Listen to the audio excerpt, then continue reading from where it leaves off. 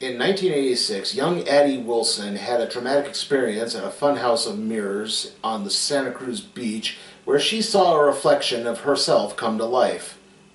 Now, 33 years later, she's returned to the beaches of Santa Cruz with her husband Gabe, daughter Zora, and son Jason. However, she still can't shake the feeling from that traumatic experience. In fact, it seemed to have intensified, and those fears turned into proof, as soon the entire family meets their own doppelgangers. In fact, everyone's meeting their doppelgangers, and they're attacking. We have met the enemy, and it is us. So, this was a very unique film in a way for me. Obviously, I have to admit, I never saw Get Out. I've read a lot about it, so I've kind of experienced most of the twists in there, but so I was eagerly anticipating what else Jordan Peele, was capable of. I know this was based on a Twilight Zone episode, and I do remember there was one that involved people meeting their doppelgangers in a subway tunnel, and subway tunnel. The film actually begins with this kind of note about, there's all these abandoned tunnels all over the country. There's abandoned subway tunnels, mine shafts, and all this stuff that's underground. And that is where the tethered, or that's what the doppelgangers are called, that's what they formerly refer to themselves as, come from.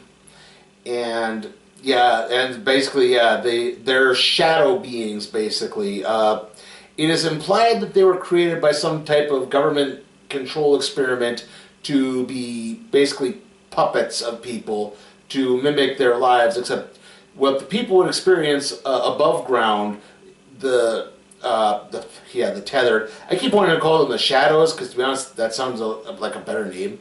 The tethered want to basically experience the opposite. So if someone eats a cooked meat, they eat a raw rabbit. That's where the whole rabbit motif comes from.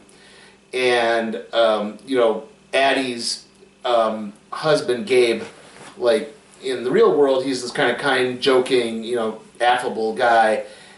His tether is very brutal and very violent, and this is basically true of pretty much all the tethers. They're the opposite of their real world counterparts, and so they want to be free. Like, we've lived forever in your shadow, now you should be living in ours.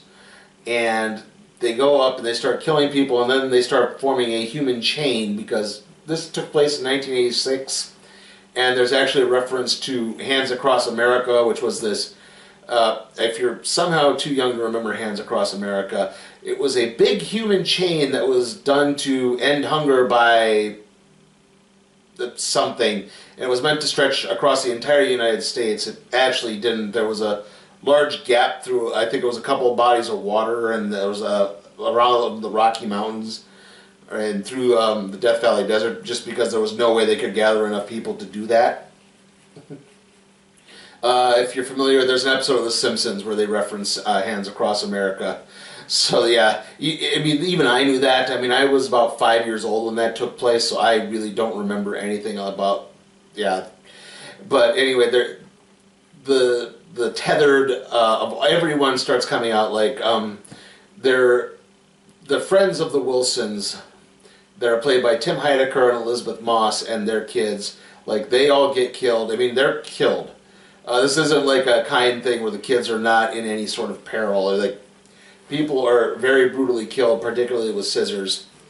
And it seems that Addie's tether in particular has kind of a control over them, and it's a twist, unfortunately, that I began to sense very early on in the film. I'm like, oh, I bet you this happened. And it's like, well, maybe it didn't, but keep it in mind. And unfortunately, the twist is a little too obvious. If I have one other complaint with the film, really, it's, I don't know, maybe it's just the theater I was in, but the sound was not always good. I honestly thought Addie was named Natty the whole time, until about halfway through the film, and she referred to herself as Adelaide, and it's like, oh, her name was Addie, wasn't it? Oops. And again, the character, like other characters, aren't named right away. Like, Gabe, I don't think gets named until about 20 minutes into the film. Zora doesn't get named until about 35 minutes into the film. It's like, guys, come on, introduce characters. Like it's some like anyway. I know that's kind of nitpicky, but yeah. Like I said, the twist I wasn't entirely enthused by. There were actually some really cool moments in this, though. For example, Jason's doppelganger, his tether, basically sort of mimics his movements a lot of times. Like, his tether's sort of a pyromaniac and actually has, like, burn marks all over him somehow. And Jason is trying to get this fired-up magic trick going, and at one point, he actually, like, you can kill the tether. Like, they're shadow beings, but they're not, like, your actual shadow. You can't kill them. Or you can kill them like you can kill an actual, if I made any sense of that.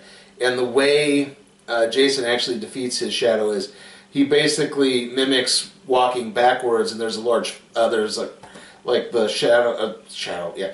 The tethered have set the Wilson's car on fire, and Jason actually takes it and he walks backward, and that causes his tether to walk backward into the fire and get killed.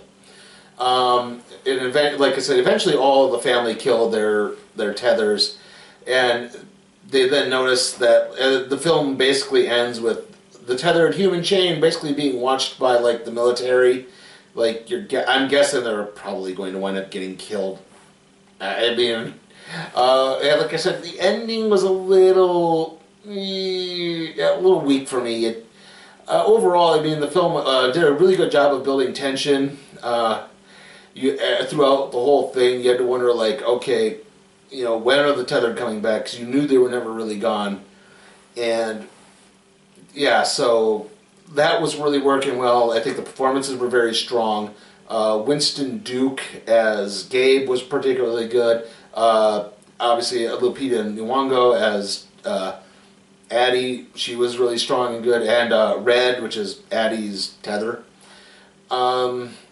Like I said, the twist at the end is really kind of what kind of downgraded this film for me. Unfortunately, I didn't really like it. I'm going to be trying to light on that.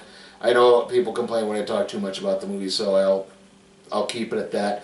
I am going to give Us a B. Friday. Hey, don't I know you? Oscar winner Lou Gossett takes on the bad guys and girls to save Matthew Starr.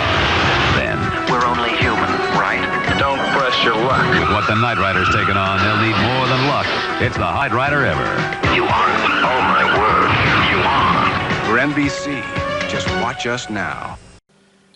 Okay, trailer time, and we had kind of a funny thing happen again. If you don't recall my review of the movie Glass, I talked about how there was a problem with the projector in the screening room I was in, and I was in that same screening room for this, where basically there was no picture, we only got audio for some of the trailers, and in this case the first 4.5 trailers, correction, we only got the audio for. So we had the audio for Pet Sematary, we had the audio for Best of Enemies, that's the Taraji P. Henson and I believe Sam Rockwell movie about an integration in the Deep South in the 1960s, school integration. We had the audio for Avengers Endgame. We had the audio for Lucy in the Sky, which is the Natalie... I've seen the trailer for that one, I know. Natalie Portman is an astronaut, and she experiences something up in space, and it changes her, and it's not related at all to Annihilation, so you don't have to worry about that. Then we finally got the picture halfway through this one, the new Shaft, which Shaft and Shaft. And then we had Little. This is a comedy with Regina Hall and some other people, admittedly, I've never heard of. It's basically like reverse Big. It's instead of a child who gets turned into an adult, it's an adult who gets turned back into a child, and shenanigans ensue. Then we had an interesting one. We had Ma, which was it's a movie with Octavia Spencer, and she's this kind of middle-aged woman who starts allowing teenagers to throw keggers in her basement, and it's sort of actually obsessive, like psycho thriller, because obviously she develops kind of a stalkerish mentality with these teens, and there's a little bit more to it than that. Like maybe this has been going on for a long time. And then we had 2 Red Band trailers to end things. We had Booksmart, which is a movie directed by Olivia Wilde, produced by Will Ferrell, and I believe Amy Poehler. I may be wrong on that. But it's about 2 girls. It's their last week of high school, and they want to actually do something wild, because these are 2 girls who basically shut themselves off from the social circles, and one of them is actually gay, which is kind of a unique twist. They've shut themselves, like I said, they shut themselves off from a lot of the normal high school activities and social circles to basically make sure that they could get into college. And now it's like, you know what, we deserve at least 1 week to go balls to the wall and actually act like we're going to have some fun. So yeah, that's the premise of that. It didn't look terrible, but I'd say probably wait till Netflix on that one. And rounding things off, we have Quentin Tarantino's new film, Once Upon a Time in Hollywood. The strange thing I noticed about this is that the guy they got playing Bruce Lee in that, wow, that's a dangerously spot-on Bruce Lee impression. Other than that, I mean, it's a Quentin Tarantino movie. It's probably going to be pretty good. So, anyway, the next video after this is going to be the random trade review on Wonder Woman 77. I've got everything shot for that. I've got everything recorded for that. I got all the pictures, so all I have to do is edit that together. Next movie after this is going to be Dumbo, and then obviously it's going to be Shazam. See you all next time.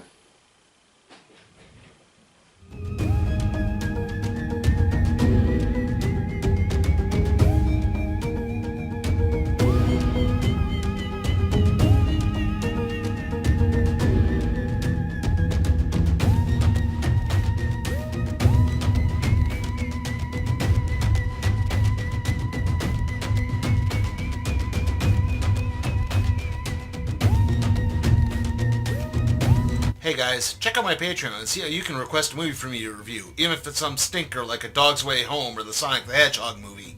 Also, if you like what you see, give the video a like, share, subscribe, and don't forget to ring that notification bell.